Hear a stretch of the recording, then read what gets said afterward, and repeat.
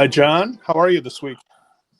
Hi, Elliot. Good, thanks. Lot going on. We've been able to do some recordings as we record this. We're getting ready for our webinar in May on private-public partnerships. When people listen to this, that will have occurred, and then a few other things in the pipeline. But a whole host of things going on, which you can't always do a great service to in 10 minutes. We'll flag some things, and I'll start off, and I know you have a few things as well. There was a press release from DOJ on Monday, and this was about what they call their fifth campaign of U.S. law enforcement, so DOJ, FBI, and other agencies working on a whole series of fraud-related issues. And the fraud-related issues are things that we've talked about before, utilizing what they call, quote, money mules, unquote, to move illegal funds, and many of them are foreign fraudsters. According to the press statement, in the 3-month period that just ended, law enforcement took over 4,000 actions against individuals and groups that are responsible for these schemes, lottery fraud, romance scams, pandemic fraud, all those sorts of things. So this does a couple things, right? It obviously shows the continuing focus by law enforcement on the transmission of these illegal networks, number one. Number two, that it's global. And number three, it's been very successful in terms of disruption. So I think we always talk about we're not really hearing what we, meaning the fraud prevention community, does and think. We don't get a lot of feedback. While this is not necessarily feedback from financial sector reporting, it does talk about the focus on fraud, which is obviously impacting all of our financial institution clients, big, small, mid-sized banks. And in the same press release, they list some very specific cases and regions. And I'll just reference one here, that the lottery fraud scheme, which sadly hits home to me because I do have a relative that was hit by this. The Central District of California and the District of Nebraska charge individuals who continue facilitating the fraud after being warned by law enforcement, which is interesting that they would be warned to keep going. But they charged one person for her role in taking funds from fraud victims, business email compromises, something that we know a lot about.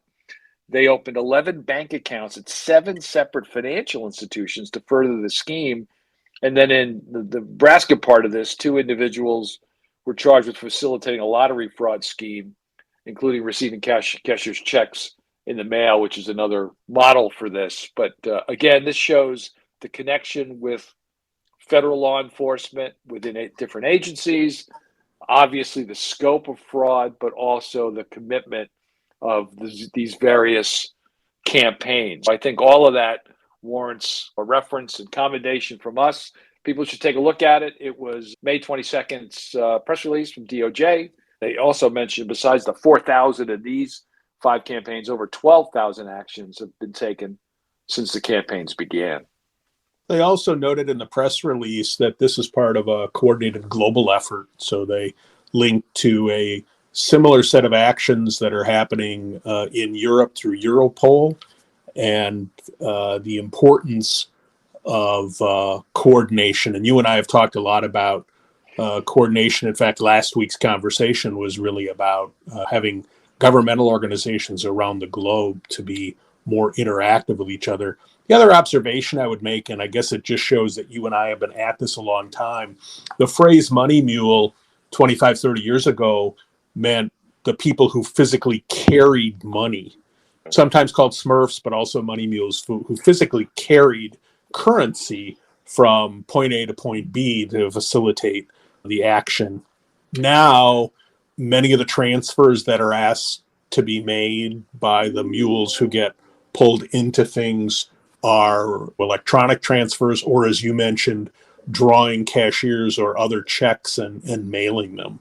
I guess just like everything else, the channels are changing, but the schemes really aren't that much different. And toward the end of the press release, it sounds like I'm being facetious, but I'm not.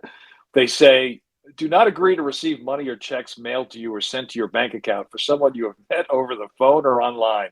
That's good advice. And then they also say, do not open a bank or cryptocurrency account at someone else's direction. Don't walk in the middle of the street. But unfortunately, people get caught up in these things. And I think, again, the various agencies are doing a great job on outreach. We just need to do our part and help get this information out as well, because these frauds do impact, obviously, our clients, the financial institutions that these accounts are opened at. Yes. And again, I guess it goes without saying, but I'll say it anyway.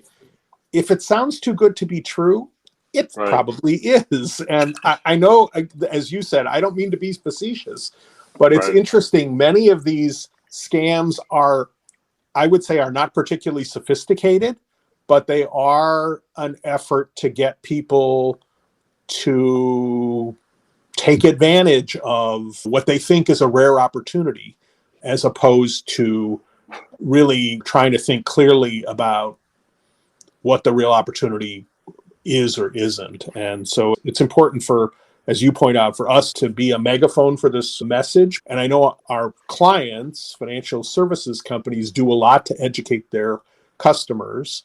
When I was working for a bank, we had a regular ongoing effort to inform customers and remind them about just these same things. Don't open an account at the direction of someone you don't know or don't know well, and things like that.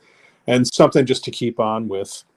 You also mentioned before we got on this conversation, there's a Bloomberg News story that you wanted to highlight.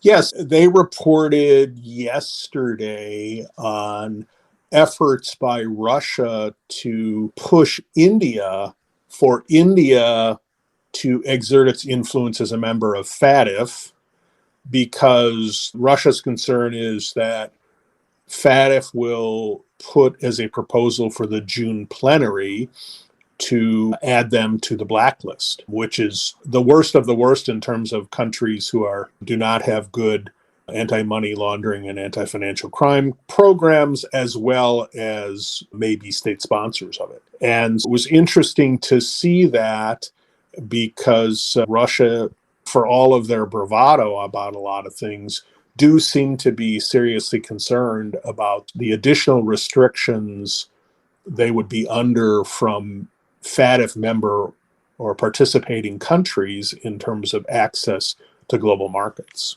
And we should mention our game plan right now is in July to do our webinar in July on the June plenary. So we're still working on getting our panelists together, but that's our game plan right now. And obviously this will be a very hot topic, as they say, for that conversation as well. The other thing I saw was that there are indications that Lebanon is likely to be placed on the gray list at the next plenary. Again, we'll follow that up with future conversations and in the July webinar. All of this is an indication that the FATF process is impactful and that member countries really do care how they're viewed globally. There are some that don't. There's no indication, for example, that North Korea really cares what its rating is. They're going to go off and do what they want. But larger countries, more visible countries, I think, do really care. So that's another way to think about the FATF process being effective.